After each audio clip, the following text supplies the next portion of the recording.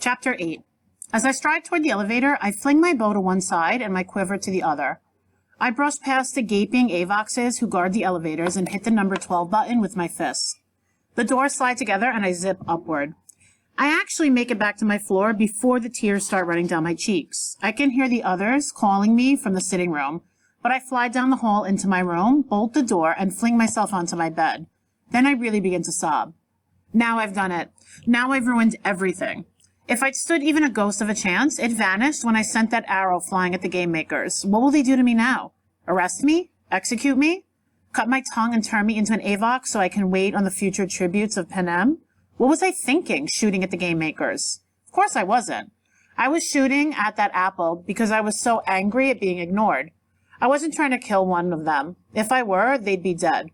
Oh, what does it matter? It's not like I was going to win the games anyway. Who cares what they do to me? What really scares me is what they might do to my mother and Prim. How my family might suffer now because of my impulsiveness. Will they take their few belongings or send my mother to prison and Prim to the community home or kill them? They wouldn't kill them, would they? Why not? What do they care? I should have stayed and apologized or laughed like it was a big joke. Then maybe I would have found some leniency. But instead I stalked out of the place in the most disrespectful manner possible. Haymitch and Effie are knocking on my door. I shout for them to go away, and eventually they do. It takes at least an hour for me to cry myself out. Then I just lay curled up on the bed, stroking the silken sheets, watching the sun set over the artificial candy capital. At first I expect guards to come for me, but as time passes, it seems less likely. I calm down. They still need a girl tribute from District 12, don't they? If the game makers want to punish me, they can do it publicly. Wait until I'm in the arena and 6 starving wild animals on me. You can bet they'll make sure I don't have a bow and arrow to defend myself. Before that, though, they'll give me a score so low, no one in their right mind would sponsor me. That's what will happen tonight. Since the training isn't open to viewers, the game makers announce a score for each player. It gives the audience a starting place for the betting that will continue throughout the games. The number, which is between 1 and 12, 1 being irredeemably bad and 12 being unattainably high, signifies the promise of the tribute. The mark is not a guarantee of which person will win. It's only an indication of the potential a tribute showed in training. Often, because of the variables in the actual arena, high-scoring tributes go down almost immediately. And a few years ago, the boy who won the games only received a 3. Still, the scores can help or hurt an individual tribute in terms of sponsorship. I had been hoping my shooting skills might get me a 6 or a 7, even if I'm not particularly powerful. Now I'm sure I'll have the lowest score of the 24. If no one sponsors me, my odds of staying alive decrease to almost 0. When Effie taps on the door to call me to dinner, I decide I may as well go. The scores will be televised tonight. It's not like I can hide what happened forever. I go to the bathroom and wash my face, but it's still red and splotchy. The adults begin some chit-chat about the weather forecast, and I let my eyes meet Peta's. He raises his eyebrows. A question. What happened? I just give my head a small shake. Then, as they're serving the main course, I hear Haymitch say, "Okay, enough small talk. Just how bad were you today?" Peta jumps in. I don't know that it mattered. By the time I showed up, no one even bothered to look at me. They were singing some kind of drinking song, I think, so I threw around some heavy objects until they told me I could go. That makes me feel a bit better. It's not like Peta attacked the game makers, but at least he was provoked too. "And you, sweetheart," says Haymitch. Somehow, Haymitch calling me sweetheart ticks me off enough that I'm at least able to speak. I shot an arrow at the game makers. Everyone stops eating. "You what?" The horror in Effie's voice confirms my worst suspicions. I shot an arrow at them. Not exactly at them, in their direction. It's like Peta said. I was shooting and they were ignoring me, and I just lost my head.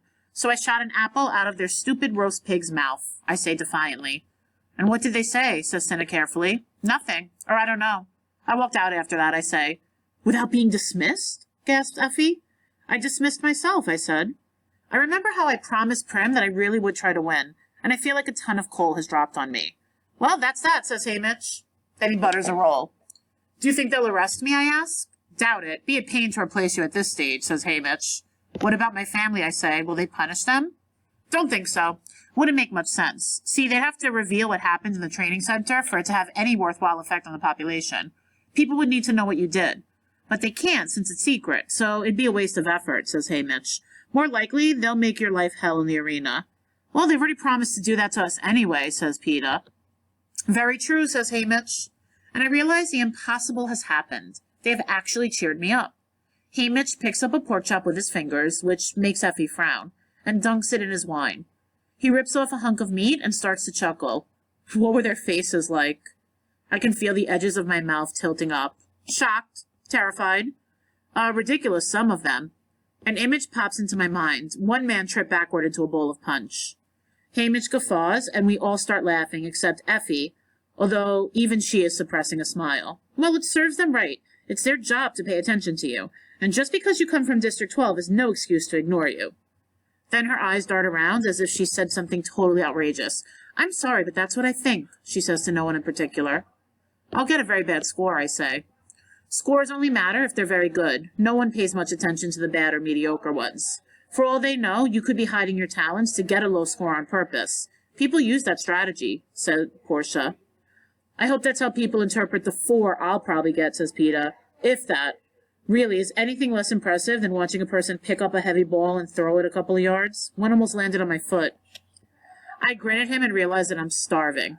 I cut off a piece of pork, dunk it in mashed potatoes, and start eating. It's okay. My family is safe, and if they are safe, no real harm has been done. After dinner, we go to the sitting room to watch the scores announced on television. First, they show a photo of the tribute, then flash their score below it. The career tributes naturally get in the 8 to 10 range. Most of the other players average a 5. Surprisingly, Little Rue comes up with a 7. I don't know what she showed the judges, but she's so tiny, it must have been impressive. District 12 comes up last as usual. Peeta pulls an 8, so at least a couple of the game makers must have been watching him. I dig my fingernails into my palms as my face comes up, expecting the worst. Then they're flashing the number 11 on the screen. 11! Effie Trinket lets out a squeal, and everybody is slapping me on the back and cheering and congratulating me. But it doesn't seem real. There must be a mistake. How could that happen? I ask Haymitch. Guess they liked your temper, he says. They've got a show to put on. They need some players with some heat. Katniss, the girl who was on fire, says Cinna, and gives me a hug. Oh, wait until you see your interview dress. More flames, I ask. Of a sort, he says mischievously. Peeta and I congratulate each other. Another awkward moment. We've both done well, but what does that mean for the other? I escape to my room as quickly as possible and burrow down under the covers. The stress of the day, particularly the crying, has worn me out. I drift off, relieved, and with the number 11 still flashing behind my eyelids. At dawn, I lie in bed for a while, watching the sun come up on a beautiful morning. It's Sunday, a day off at home. I wonder if Gale is in the woods yet. Usually we devote all of Sunday to stocking up for the week, rising early, hunting and gathering, then trading at the hob. I think of Gale without me. Both of us can hunt alone, but we're better as a pair, particularly if we're trying for bigger game. But also in the littler things, having a partner lighten the load could even make the arduous task of filling my family's table enjoyable. I had been struggling along on my own for about 6 months when I first ran into Gale in the woods. It was a Sunday in October, the air cool and pungent with dying things. I'd spent the morning competing with the squirrels for nuts, and the slightly warmer afternoon wading in shallow ponds harvesting Katniss. The only meat I'd shot was a squirrel that had practically run over my toes in its quest for acorns. But the animals would still be afoot when the snow buried my other food sources. Having strayed farther afield than usual, I was hurrying back home, lugging my burlap sacks when I came across a dead rabbit. It was hanging by its neck in a thin wire a foot above my head. About 15 yards away was another. I recognized the twitched-up snares because my father had used them. When the prey is caught, it's yanked into the air out of the reach of other hungry animals. I'd been trying to use snares all summer with no success, so I couldn't help dropping my sacks to examine this one. My fingers were just on the wire above one of the rabbits when a voice rang out, "That's dangerous." I jumped back several feet as Gale materialized from behind a tree. He must have been watching me the whole time. He was only 14, but he cleared 6 feet and was as good as an adult to me. I'd seen him around the seam and at school, and one other time. He'd lost his father in the same blast that had killed mine.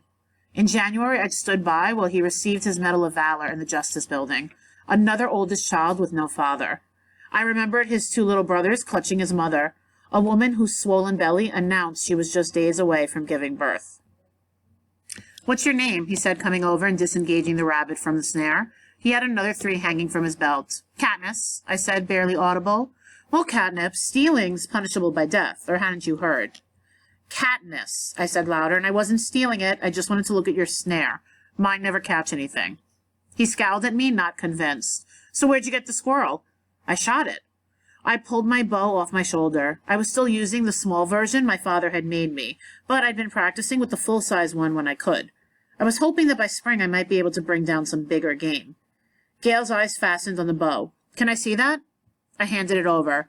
Just remember, stealing's punishable by death. That was the first time I ever saw him smile. It transformed him from someone menacing to someone you wished you knew, but it took several months before I returned that smile. We talked hunting then. I told him I might be able to get him a bow if he had something to trade. Not food. I wanted knowledge. I wanted to set my own snares that caught a belt of fat rabbits in one day. He agreed something might be worked out. As the seasons went by, we grudgingly began to share our knowledge, our weapons, our secret places that were thick with wild plums or turkeys. He taught me snares and fishing. I showed him what plants to eat and eventually gave him one of our precious bows. And then one day, without either of us saying it, we became a team, dividing the work and the spoils, making sure that both our families had food. Gale gave me a sense of security I'd lacked since my father's death. His companionship replaced the long, solitary hours in the woods. I became a much better hunter when I didn't have to look over my shoulder constantly, when someone was watching my back. But he turned into so much more than a hunting partner. He became my confidant, someone with whom I could share thoughts I could never voice inside the fence. In exchange, he trusted me with his. Being out in the woods with Gale, sometimes I was actually happy. I call him my friend, but in the last year, it seemed too casual a word for what Gale is to me. A pang of longing shoots through my chest. If only he was with me now. But of course I don't want that. I don't want him in the arena where he'd be dead in a few days. I just miss him. And I hate being so alone. Does he miss me? He must. I think of the 11 flashing under my name last night. I know exactly what he'd say to me. Well, there's some room for improvement there. And then he'd give me a smile and I'd return it without hesitating. I can't help comparing what I have with Gale to what I'm pretending to have with PETA. How I never question Gale's motives while I do nothing but doubt the latter's. It's not a fair comparison, really. Gale and I were thrown together by a mutual need to survive. PETA and I know the other survival means our own death. How do you sidestep that? Effie's knocking at the door, reminding me there's another big day ahead.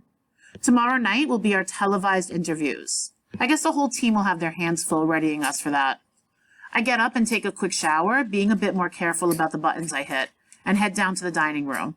PETA, Effie, and Haymitch are huddled around the table, talking in hushed voices. That seems odd, but hunger wins out over curiosity, and I load up my plate with breakfast before I join them. The stew's made with tender chunks of lamb and dried plums today. Perfect on the bed of wild rice. I've shoveled about halfway through the mound when I realize no one's talking. I take a big gulp of orange juice and wipe my mouth. So what's going on? You're coaching us on interviews today, right? That's right, says Haymitch. You don't have to wait until I'm done. I can listen and eat at the same time. Well, there's been a change of plans about our current approach, says Haymitch. What's that? I'm not sure what our current approach is. Trying to appear mediocre in front of the other tributes is the last bit of strategy I remember. Haymitch shrugs. PETA has asked to be coached separately.